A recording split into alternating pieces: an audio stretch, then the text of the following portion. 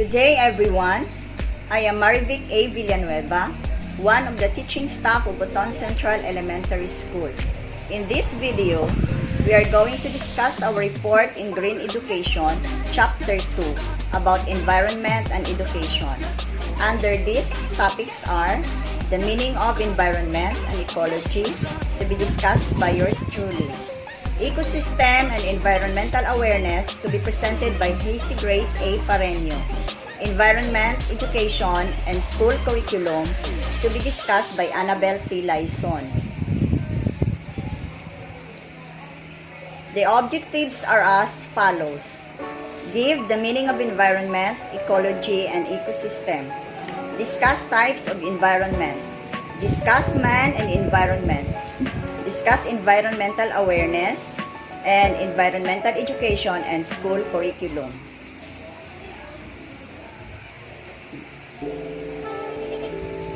What is environment? It is the circumstances, objects, or conditions by which one is surrounded. Includes water, air, and land, and in their interrelationship with human beings, other living creature, plant, and microorganism. Provides basic services essential to humanity such as supporting life, supplying materials, energy, and absorbing waste products. The complex of physical, chemical, and biotic factors such as climate, soil, and all living things that act upon an organism or an ecological community and ultimately determine its form and survival. There are four components of environment: the atmosphere, the biosphere, lithosphere, and hydrosphere.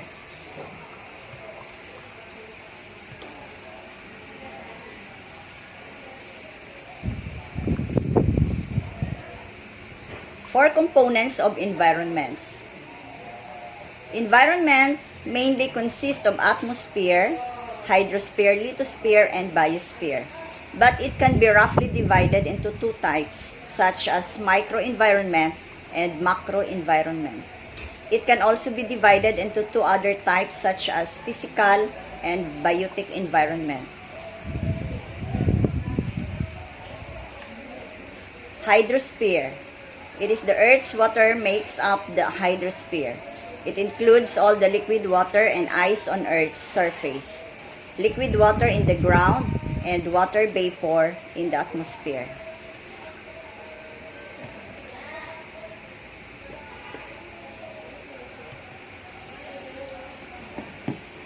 The hydrosphere is the total amount of water found on Earth. And this is the lithosphere, derived from the Greek word lithos, meaning rocky or stone. It is primarily the rocky and stony part covering the whole Earth's surface on which the interaction of other geosphere happen. The term was coined by Joseph Barrel in 1914, who first studied the motion of lithosphere over a molten layer like atmosphere.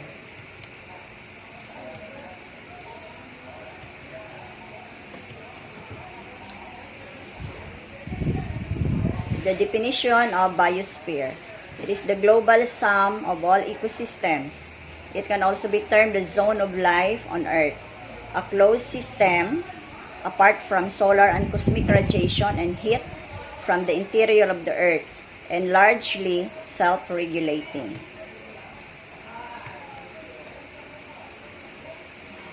According to Marshall Jones, there are three kinds of environment: the physical environment, and the social environment. Another is the cultural environment.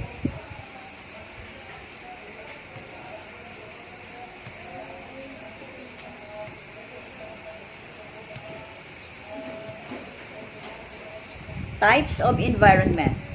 Geographical environment. It consists of all components provided by nature and hence can be called as the natural environment. It is also referred to as the physical environment as it pertains to the physical requirements of life. These physical or geographic conditions are not dependent on the existence of humans. Sometimes, humans have no control over the physical conditions of the earth. It includes natural resources, the earth's surface, mountains, plains, land, water, desert, storms, cyclones, volcanoes, oceans, climatic factors, and so on. It is also used to refer to biological situations such as complexities associated with plants and animals. The sustainability of the natural resources is known to contribute towards the economy. Man-made environment. This environment is used to refer to the one created by man in order to regulate and monitor certain environmental conditions. Some address it as a social-cultural environment.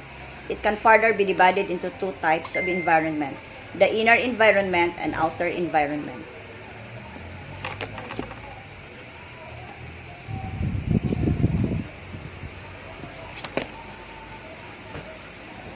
Education and environment. Research has found out that learning environments play a crucial role in student success. Students who study in a positive learning environment have been shown to be more motivated, engaged, and have a higher overall learning ability.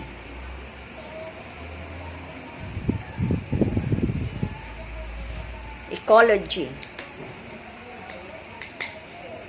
Ecology is the study of the relationships between plants, animals, people, and their environment, and the balances between these relationships. What is ecology? The word ecology was coined by Ernst Haeckel in 1869. It is derived from the Greek oikos, meaning household, or home, or place to live, and logos, the study of. Haeckel's definition, the investigation of the total relationships of the animal, both its inorganic and its organic environment. Ecologists use observations and experiments to test explanations for distributions and abundance of species. First, organismal ecology is the study of physiology and behavior interacting with environmental challenges. Second, population ecology. It is studies the factors impacting the number of individuals of a species in an area. Community ecology is the study of how organisms interact with each other and the environment. And ecosystem ecology study the energy flow and chemical cycling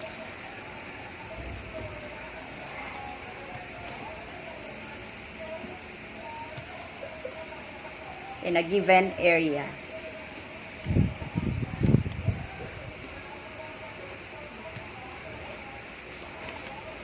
Why is ecology important?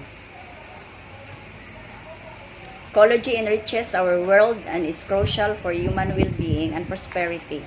It provides new knowledge of the interdependence between people and nature that is vital for food production, maintaining clean air and water, and sustaining biodiversity in a changing climate.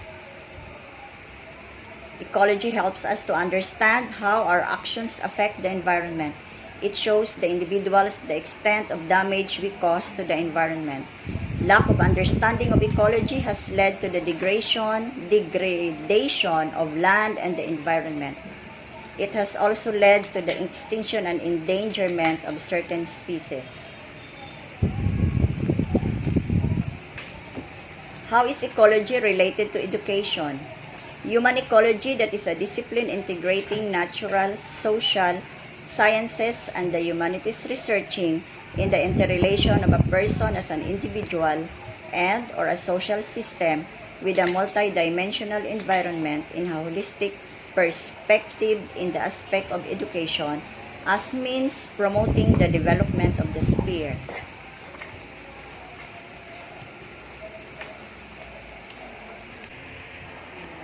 Ecosystem, all the living and non-living things in an area. Hi, I'm Emerald Robinson, and in this What If video, we're going to investigate Earth's ecosystem. An ecosystem is a community of living things interacting with the non-living parts of their environment. There are two primary parts of an ecosystem. The biotic part is made of all the living things like plants and animals, fungi, and bacteria and viruses. The abiotic part is made up of non-living things like rocks and minerals, water, and energy. Ecosystems can be almost any size. While most of us think of communities like a coral reef or a forest, an ecosystem can be a small pond or even an area beneath a large rock. Ecosystems need energy. In most cases, this energy comes from sunlight. Producers like plants to take light energy and convert it into usable sugar energy through photosynthesis. As animals consume the energy from plants, they are eaten by other animals and ultimately decomposed back into the soil. The energy moves through the ecosystem via a fluid web. Two of the most important concepts in the study of ecosystems are niche and habitat. A habitat is a place where an organism lives. Organisms must get nutrition, shelter, water, and the other things they need to survive from their habitat. Niche is an organism's special role in the ecosystem. What and how something eats, how it behaves, where it lives, all of these things define an organism's niche. Two organisms cannot occupy the same niche for very long. Eventually, one will outcompete the other for food and other resources, forcing the other to move or to go extinct.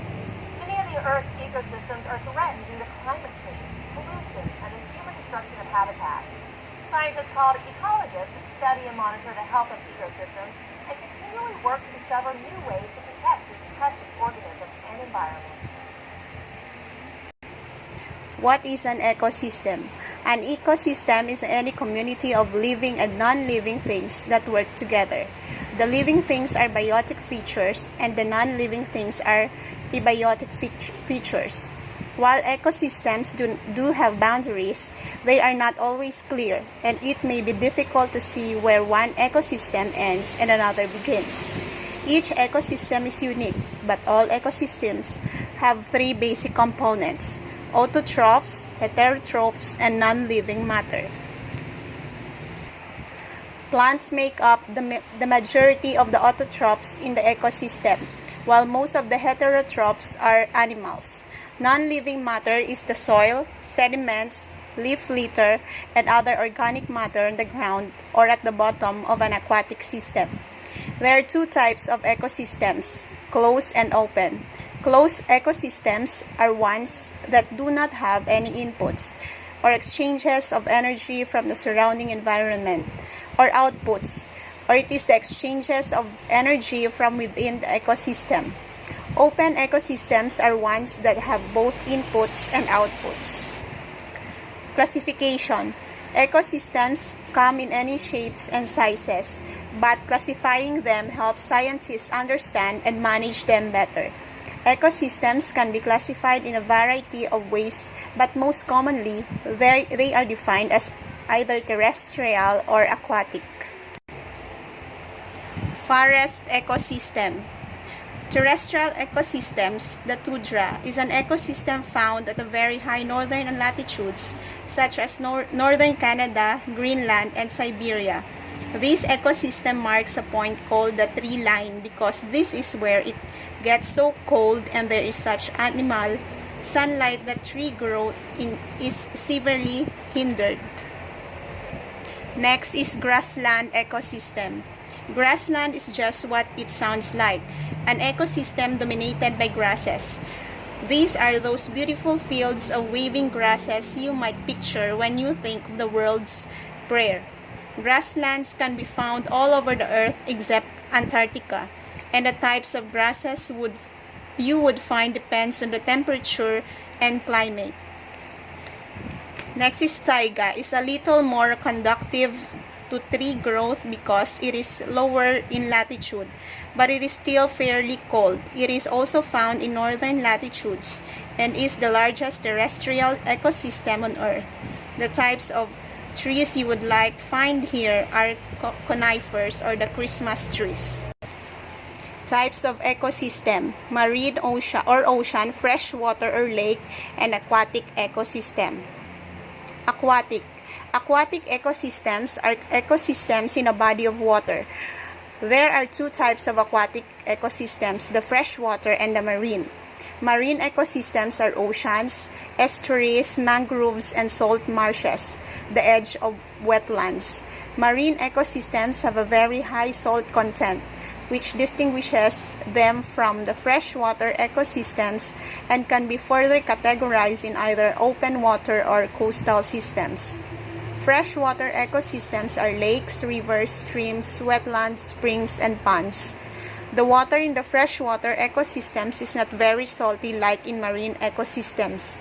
Freshwater ecosystems are further classified by their depth, water flow, nutrient availability, temperature, and sunlight. There are two types of ecosystem, the artificial or the man-made. An artificial ecosystem is a human-made system of plants, animals, and people living in an area together with their surroundings. The importance of ecosystem. It provides and stores clean, fresh air, maintain air quality, regulate climate, mitigate or lessen flood and runoff, prevent erosion, and maintain soil productivity. In the world of education, ecosystems may be defined as the full variety of actors, example, living species, and all non-living elements in use for education through teaching and learning. A school is like an ecosystem because of the interactions between non-living and living components. The social interactions that take place between players of the community and the school system are biotic factors. A classroom, then, can be seen as an ecosystem, a system with an explicit extent. Example, a frame within which the biotic components, the students, teachers, aides, and the abiotic components are interdependent. Man and environment. Relationship between man and the environment. The relationship between the man and the environment has been established in the early periods itself. Human beings live in a kingdom of nature and interact with it constantly. The influence of nature in the form of the air he breathes and the water he drinks, the food he eats, and the flow of energy and information. Man and the environment were created to interact with each other on the balanced basis. While the natural environment is to create a fair, decent shelter and to provide food supplements including economic resources of gold, oil, and so on. Man, on the other hand, is supposed to care and protect the environment from destruction. Humans need to interact with the environment to obtain our food, water, fuel, medicines, building materials, and many other things.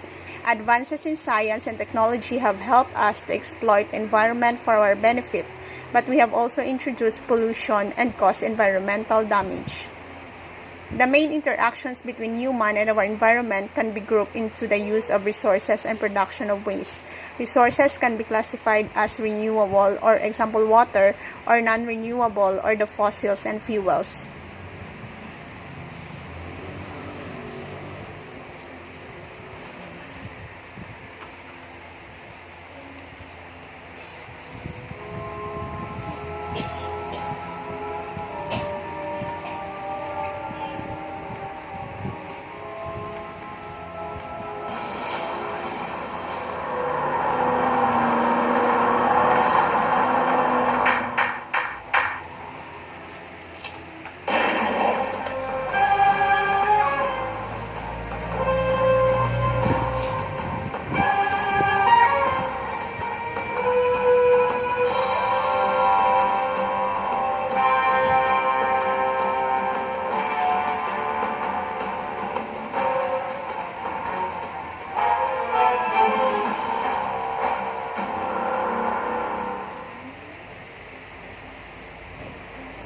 Once upon a time, man and his environment were in harmony.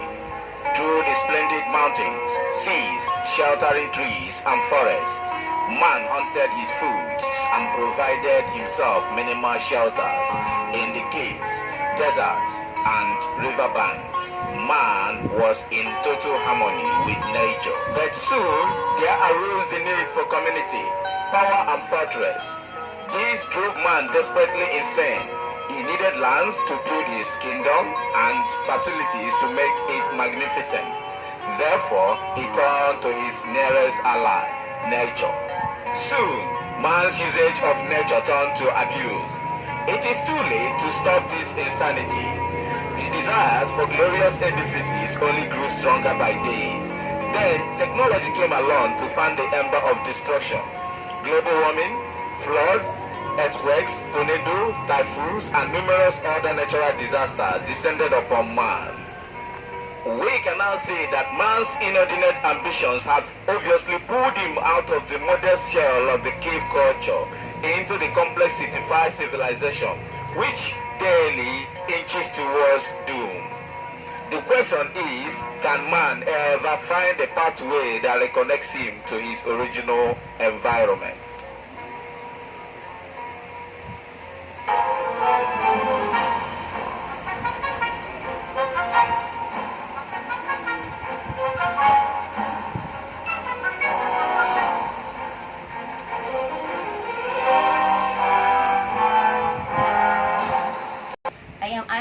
Layson, presenting to you the continuation of our report on environmental awareness, environmental education, and school curriculum. Environmental education is a process that allows individuals to explore environmental issues, engage in problem solving, and take action to improve the environment. As a result, individuals develop a deeper understanding of the environmental issues and have the skills to make informed and responsible decisions. The components of environmental education are the following: awareness and sensitivity to the environment and environmental challenges, knowledge and understanding of the environment and environmental challenges, attitudes of concern for the environment and motivation to improve or maintain environmental quality. Next, we have the skills to identify and help resolve environmental challenges, participation in activities that lead to the resolution of environmental challenges. Environmental education does not advocate a particular viewpoint or course of action. Rather, environmental education teaches individuals how to weigh various sides of an issue through critical thinking, and it enhances their own problem-solving and decision-making skills. Environmental education does not advocate a particular viewpoint. The school curriculum and environmental education. The imminent need for a change in how we understand and interact with the world is now a matter of the first importance. The United Nations has declared 2005 to 2014 to be the decade of education for sustainable development. The UNESCO, responsible for its promotion, states that all citizens should be involved given the situation of real planetary emergency in which we find ourselves. Education has an important role to play in the process of changing society. This is clearly laid out by the UNESCO for the Decade of Education for Sustainable Development, or the UNDP 2005, to promote an education in solidarity capable of generating responsible attitudes and commitments, and that prepares citizens to make well-founded decisions aimed at achieving culturally plural, socially just, and environmentally sustainable development. To prepare our learners to be citizens of the 21st century, it is important that exemplary practical proposals in which environmental education is integrated into the curriculum. Integrating environmental education into school life requires a coherent approach on various fronts for there to be progress towards sustainable development in the school itself. The guiding rule is to practice what we preach. The school's entire educational community must participate in moving towards a comprehensive working commitment. Environmental awareness is an integral part of the movement's success. By teaching our friends and family that physical environment is fragile, and indispensable, we can begin fixing the problems that threaten it. Environmentalism is an ideology that evokes the necessity and responsibility of humans to respect, protect, and preserve the natural world from its anthropogenic afflictions. Numerous resources are available to promote environmental awareness and education. Group learning, informational and inspirational seminars, books, articles, videos, and brochures are just few of the tools that can get you involved in promoting the environment. Examples of environmental issues. Number 1, oil drilling. This issue is one that causes a great deal of environmental destruction. Our dependence on fossil fuel is a global addiction that affects every aspect of the world. Oil spills and offshore drilling poison in marine life. Oil drilling on land suffocates the earth, and the combustion of fossil fuels add to the increased atmospheric carbon dioxide, which in turn causes the progression of global warming and ocean acidification. This is a multifaceted issue and is a good cause to get involved with because it covers such a broad spectrum of issues. Another environmental issue is deforestation. Millions of forests are cut down for industrial benefit, such as large-scale farming, oil mining, and the production of paper goods. Deforestation causes wildlife and biodiversity extinction because the loss of habitat threatens many species' existence.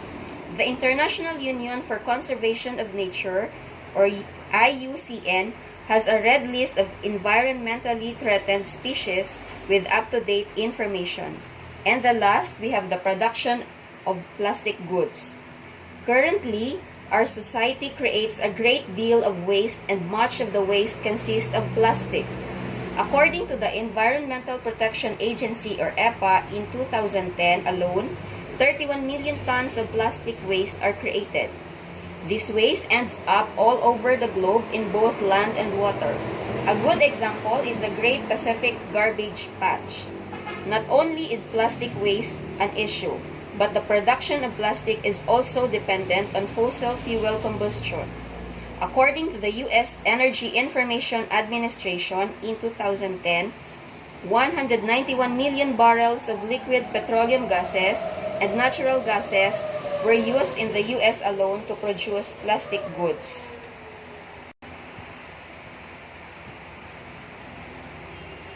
Thank you everyone for listening. Hope you have learned a lot from our report.